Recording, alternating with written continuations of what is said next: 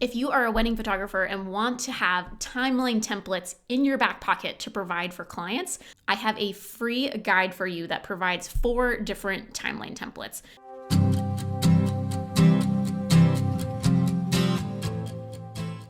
In today's video, we are going to be talking about how to create a wedding photography timeline. So the building blocks of a great intentional timeline that creates a stress-free day involves asking ourselves a couple of questions. The first question is, when will the sun be setting? That seems so simple, but if you avoid asking that question right off the bat, you can have some difficulty later on throughout the day if you're scrambling to get all of your portraits done right before the sun sets. So start with that question. When will the sun be setting?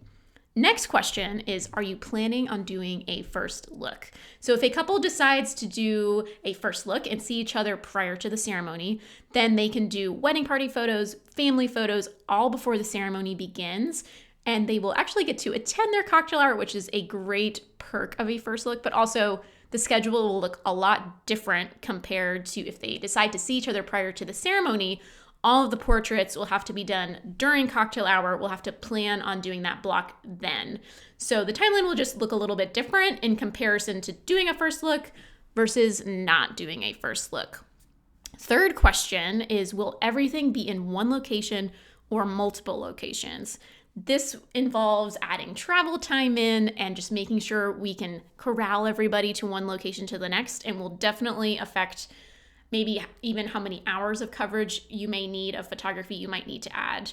If your package starts with 8 hours, you might need to add on 9 or 10 hours. So that's definitely something to consider, is travel time. Lastly, I like to create timelines based on when the ceremony time will start.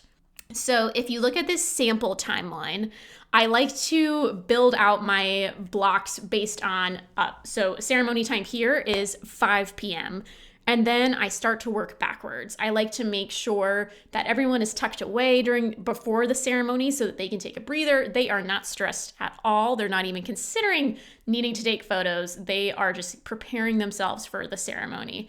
Then if they are doing a first look, which it says in this specific timeline, I would move backwards from there and do immediate family portraits, working backwards, wedding party portraits, working backwards again, bride and groom first look and portraits. Previous to that, all of the getting ready things, stepping into the gown, doing bridal portraits, any first looks with bridesmaid's dad. That's how I work backwards from the ceremony time to create that portrait block if they are seeing each other prior to the ceremony. Then after the ceremony, I normally like to do a few large family photos. So like the bride's entire side, the groom's entire side, just get 2 photos done really fast. And then that's it. I try to, when couples want to see each other prior to the ceremony, they normally really prioritize seeing all of their guests at the cocktail hour. So I try to get them there as quickly as I possibly can. So then when cocktail hour begins, I like to shoot some reception details while my second shooter goes to the cocktail hour and gets a lot of photos of guests smiling for the camera and candids and everything like that. So then normally I default to the DJ and whatever schedule they have for the reception.